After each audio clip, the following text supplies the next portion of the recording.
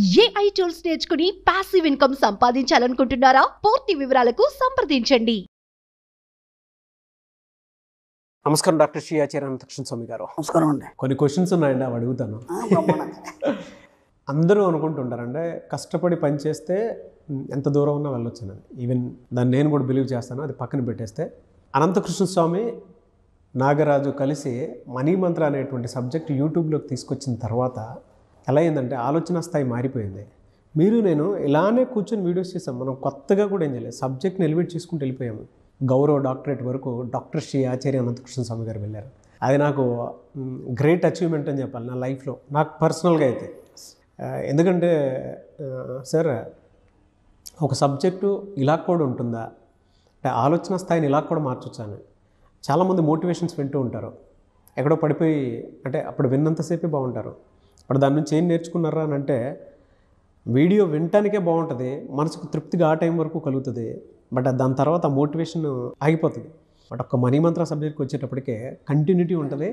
దానితో పాటు positive feedbacks ఉంటాయి.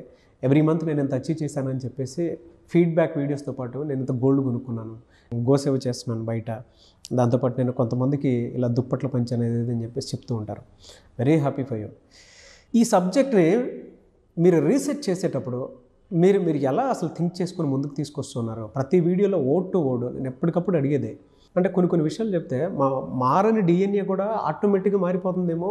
అంటే కొంతమందికి హెరిడిటరీ ఇది అని ఉంటుంది. బట్ ఆలోచన స్థాయిలో ఇలా జస్ట్ టర్న్ అవగానే ఆ హెరిడిటరీ మీనింగ్ కూడా మారిపోయేంత, అంటే ఆ డిఎన్ఏలో చేంజ్ కూడా వచ్చేసేంత ఇదిగా చెప్తూ ఉంటారు సబ్జెక్టు. ఎలా సార్ అదే? కొన్నిసార్లు మీరు చెప్తుంటే నాకే అనిపిస్తుంది ఒక విషయం ఎంత ఈజీ చేసి పడేశారంటే అని చెప్పేసి. అంటే ఈ సబ్జెక్ట్ అనేది మనము ఎక్కడి నుంచి ఎత్తుకొని తీసుకురాలేదు.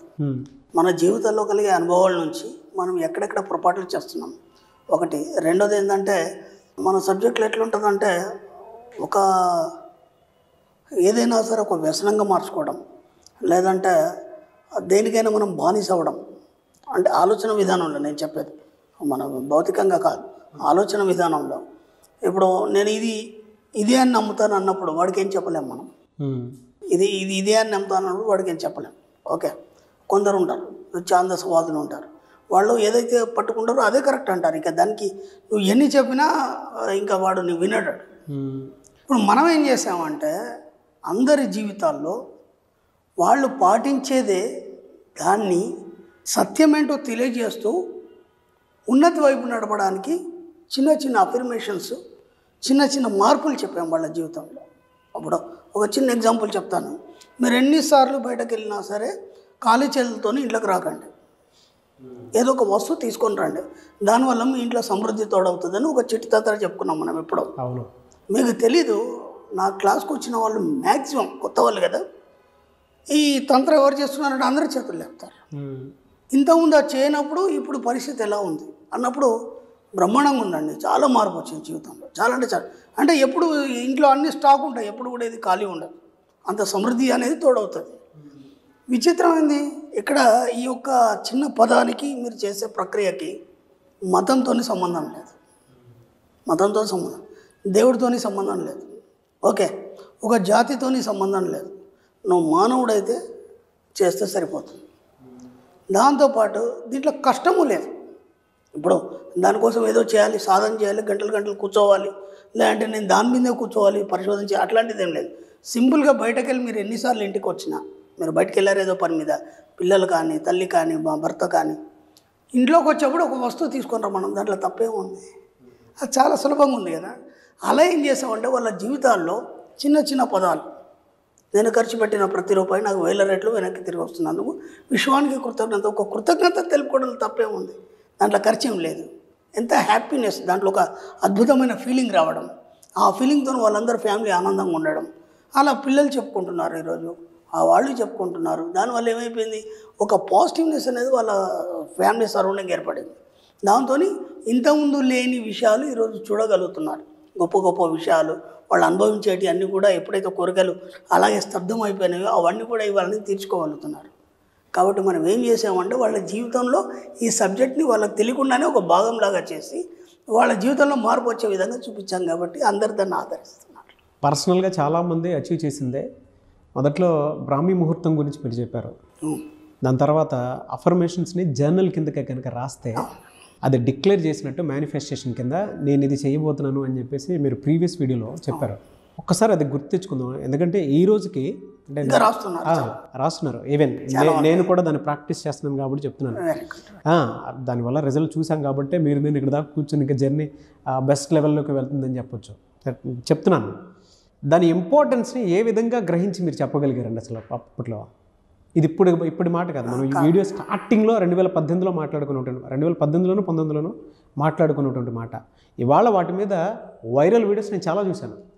నేను మీకు ఇంతకుముందు చెప్పాను, నేను ఈ సబ్జెక్ట్లోకి రాకముందు ఇంతకుముందు నేను పర్వతం చేసేది, నేను తాంత్రికున్నా అని చెప్పాను మీకు. ఓకే, దాంట్లో ఎలాంటి బేషజం లేదు నాకు. నేను చెప్పుకోవాలి కదా నాన్న. అక్కడ ఏమైందంటే నేను ఎంతోమంది గురువుల దగ్గర నేర్చుకున్నటువంటి కొన్ని సంస్కారాలు ఏవైతున్నాయో ఆ సంస్కారాలు మాత్రమే నేను ఈ సబ్జెక్ట్కి ఇంక్లూడ్ చేశాను. ఎందుకంటే అక్కడ మనకి ఏం చేస్తారంటే ఒక భగవంతుడు సాధనలో కానీ లేకపోతే ధ్యానం కానీ ఆ పద్ధతుల్లో కుండలి కానీ ఎర్లీగా 4:30-4కి లేపుతారు వాళ్ళు. లేపి మనకి దాదాపు 3-3:30కి లేపుతారు. కళకృత్యాలు అవి తెరుచుకొని హాయిగా స్నానం వచ్చేసేసి మడి కట్టుకొని హాయిగా కూర్చోవాలి ధ్యానంలో. ఎందుకు ఇప్పుడే కూర్చోవాలి అనే ఆలోచన నాకు వచ్చింది. ఈ టైంలోనే ఎందుకు కూర్చోవాలి, నేను వేరే టైంలో కూర్చుంటే ఏమవుతుంది అర్థం, తెల్లవారుజామున ఎందుకు కూర్చోవాలి అనే దాని మీద నేను డిస్కషన్ చేయడం జరిగింది వాళ్ళతో. వాళ్ళు చెప్పిన కొన్ని విషయాల్ని నేను ఆలోచించినప్పుడు నిజంగా కూడా నేను ట్రయల్ చేసినప్పుడు అద్భుతాలు జరిగినాయి. అద్భుతాలు జరిగే సమయంగా నేను గుర్తించి మీ అందరికీ చెప్పాను. తప్పే ఉంది దాంట్లో. మీ జీవితంలో అనుభవాలు కావాలి కదా. అంటే ఇప్పుడు అదంతా తంత్రం లేదు దేవుడు అని పక్కన పెట్టేస్తే ఇక్కడ డబ్బు కోసం దాన్ని ఎందుకు మనం యూజ్ చేయొద్దు. డబ్బు సంపద ఐశ్వర్యం అనేది మన గొప్ప దేవుడు కదా, మన సబ్జెక్ట్ కదా. ఇది మన సబ్జెక్ట్లో దాన్ని కలిపితే తప్పే ఉంది. ఒక సక్సెస్ సాధిస్తాం కదా, దాన్ని ఇంట్రడ్యూస్ చేశాను. ఇది ఎందుకు అనేది కూడా నేను దాన్ని ఎన్నోసార్లు ఎక్స్ప్లెయిన్ చేశాను. ఆ సమయంలో నేను ఎందుకు కూర్చోవాలి, దానివల్ల ఏమేమవుతుంది. చాలామంది ట్రయల్ చేశారు, మంచి సక్సెస్ సాధించారు కదా. తప్పే ఉంది ఒక మంచి విషయం చెప్పడంలో. అక్కడి నుంచి గ్రహించడం జరిగింది. నాకు చిన్నప్పటి నుంచి నా మనసుతో ఏంటంటే సార్, ఏదైనా ఒక విషయాన్ని తీసుకున్నప్పుడు చాలా లోతుకు వెళ్ళడం, ఓకే, దాన్ని మొత్తం అంత చూసేదాకా నేను నిద్రపోన్నాను. అది ఎంతవరకు కరెక్ట్ అనే విషయంలో మీరు ఎంత ఫోకస్డ్గా అర్లీ మార్నింగ్ అలా చేసుంటే అంత అనర్గళంగా వస్తుందండి. అంటే మా మైండ్లో ఏం జరుగుతుంది నాకు అదే అనిపిస్తుంది. ఒక్కొక్కసారి మీరు మాట్లాడేటప్పుడు ఆ కంటెంట్ అసలు మన ముందు ఏదో అన్కాన్షియస్లో ఉండి మాట్లాడుతున్నట్టు. ఎందుకంటే మనం టేకులు తీసుకోము, అనర్గళంగా మాట్లాడేస్తారు. మన బయట చాలామందికి తెలియదు. మీరు షూట్లో కూర్చొని షూట్ అయిపోయిన తర్వాత మీ పని మీదే నా పని నాది. అసలు సబ్జెక్ట్ డిస్కషన్ కూడా ఏమి ఉండదు. జస్ట్ కూర్చుంటాము, ఆన్ స్క్రీన్ సబ్జెక్ట్ డిస్కస్ చేసుకుంటాం, మన పని మేము చేసుకుంటూ వెళ్ళిపోతాం. అంత అనర్గళంగా ఎలా వచ్చేస్తుంది? ఎలా వస్తుందంటే ఇప్పుడు షూట్ అయిపోయింది కదా మంది, నేను కారులో వెళ్ళిపోతాను కదా. కారులో కూర్చుండి నేను ఎక్కడికైతే వెళ్తానో అక్కడ వరకు కూడా నా మైండ్లో సబ్జెక్టే జరుగుతుంది. అంటే ఎలా జరుగుతుందంటే ఒక క్లయింట్ వచ్చాడు నా దగ్గరికి, ఇలా జరిగిందని చెప్పాడు. దానికి ఎలాంటి కారణాలు తోడైనాయి. సేమ్ అదే సిచ్యువేషన్ ఇంకో క్లయింట్ చెప్పాడు, అతడు ఫెయిల్ అయ్యాడు. అతనికి ఎందుకు సక్సెస్ అయింది, ఇతను ఫెయిల్ ఎందుకు అయింది. సక్సెస్ కావడానికి కారణాలు ఎన్ని ఉన్నాయి, ఫెయిల్ కావడానికి కారణాలు ఎన్ని ఉన్నాయి. దీన్ని మనం సబ్జెక్ట్ పరంగా ఏ విధంగా నిర్వచించవచ్చు. ఇంటికి పోయేదాకా అదే అయిపోయిందా, ఇంటికి వెళ్ళినాక ఏం చేస్తాం, తింటాం, నాకు ఏ హ్యాబిట్స్ లేవు, ఆగే పడుకుంటాను, లేదా ఏదో సబ్జెక్ట్ రాసుకుంటాను. అప్పుడు కూడా నిరంతరం సబ్జెక్ట్ గురించి ఆలోచనలు. ఇంకా కొత్తగా ఏం చెప్దాం, దేన్ని మనం విపులీకరిద్దాం, ఇంకా ఈజీగా సబ్జెక్ట్ని మనం ఎలా అందిస్తే వాళ్ళు ఇంత తొందరగా రీచ్ అవుతారు. ఎక్కడెక్కడ ఏం చెప్పబడింది, వేదంలో ఏం చెప్పబడింది, పురాణాల్లో ఏం చెప్పబడింది, ఇతిహాసాల్లో ఏం చెప్పబడింది. గొప్ప గొప్ప మహానుభావులు ఉన్నారు, చాగంటి గారు, గరికపాటి గారు, అట్లాంటి వాళ్ళు మహానుభావులు ఎంతోమంది ఉన్నారు, షణ్ముఖ శర్మ గారు. వాళ్ళు అంత డెప్త్గా సాధన చేసి వాళ్ళు అంత స్థాయిలో ఉన్నారంటే దానికి కారణం ఏమైంది, మన సబ్జెక్టు దానికి లింక్ ఏంటి, అర్థమైందా? అంటే ఎవరైనా ఎట్లాంటి వాళ్ళని మన సబ్జెక్ట్కే రావాలి కదా. ఇది అనంతం కదా, ఎన్నోసార్లు మనకు ప్రూఫ్ అయింది కూడా. ఎవరైతే చెప్పినా మళ్ళీ ఇక్కడికే రావాలి. కానీ ఒక స్థాయి అంత నాలెడ్జ్ ఉన్నవాడు కూడా ఆ స్థాయికి వెళ్ళలేదు. కొందరు ఉన్నారు ఏం నాలెడ్జ్ అంత స్థాయికి వెళ్ళారు. ఎక్కడ ఇది తేడా జరుగుతుంది, ఎందుకు జరుగుతుంది? సబ్కాన్షియస్ మైండ్లో జరిగే అద్భుతాలు లేదా అలజడులు, ఓకే, లేదా ప్రశాంతత లేదా ఉన్నత స్థితి, ఈ 4 భాగాలు ఏవైతున్నాయో వాటిని నిరంతరం గమనిస్తూ వాటి గురించి ఆలోచిస్తూ దాన్ని సబ్జెక్టుగా మార్చే ప్రయత్నం చేస్తుంటాం. అందుకని ఆటోమేటిక్గా ఎప్పుడు అదే వస్తుంటుంది. కానీ ఒకటి మాత్రం చెప్తానండి, మనం మాట్లాడే 10 మాటలు బాగుండేలాగా వచ్చాయి అని అంటే మీరు సబ్జెక్ట్ ఫోకస్ అనే నేను అనుకోను, ధ్యానం అనే అనుకోను. నేచర్ కూడా ఆడియన్స్ బ్లెస్సింగ్స్ రూపంలో చాలా ఇచ్చిందని నేను ఫీల్ అవుతాను. ఎందుకు ఈ విషయం చెప్తున్నానంటే సార్, సబ్జెక్ట్ని మీరు తీసుకువెళ్ళేటప్పుడు నేను స్టార్ట్ చేసినప్పుడు 10, 20, 30 ఎపిసోడ్లు అనుకుంటాం, కానీ నాకు ఉండేటువంటి డౌట్స్ని క్లియర్ చేసుకొని ఆడియన్స్కి కూడా కొంత డౌట్ ఉంటుంది కాబట్టి అది క్లారిటీ వస్తుందనే ఉద్దేశంతో చెప్పిన. అంత చిన్న విషయం కాదండి. ప్రతి సబ్జెక్ట్లోనూ ఏదో కొత్తదనం అండ్ దాంతోపాటు లైఫ్ ఎక్స్పీరియన్స్, ఒక లైఫ్ స్కిల్, ఒక స్పిరిచువాలిటీని యాడ్ చేసుకుంటూ ఇక్కడ దాకా తీసుకొచ్చారు. అది తెలిసి ఆ సబ్జెక్ట్ బ్లెస్సింగ్స్ మీకు, ఆ యూనివర్స్ బ్లెస్సింగ్స్ బలంగా ఉన్నాయి. నేనుగా అని భావించాను, నేనే సబ్జెక్ట్ అని భావిస్తాను. అదే, ఎందుకంటే అలా అయిపోయింది అంతే, ఇంకా వేరే ఆలోచనలు ఏముండవు, నాకు వేరే పనులేము కూడా లేవు కదా. ఇదే పని కదా, అంత గొప్ప బాధ్యత అప్పచెప్పింది విషయం, దాన్ని సక్రమంగా నెరవేర్చకపోతే ఊరుకుంటుంది అది. ఇన్ని లక్షల కోట్ల మంది నన్ను ఎన్నుకుంది విశ్వపుత్రుడిగా, నేను అదృష్టవంతుని కదా. మరి ఇంకేం కావాలి?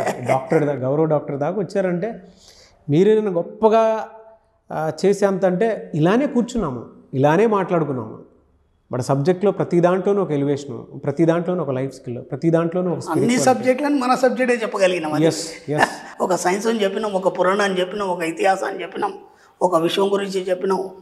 అవంతా మనం ఆలోచన విధానం వల్ల విశ్వం ప్రసాదించేటువంటి ఒక ప్రసాదం అది, అంతే.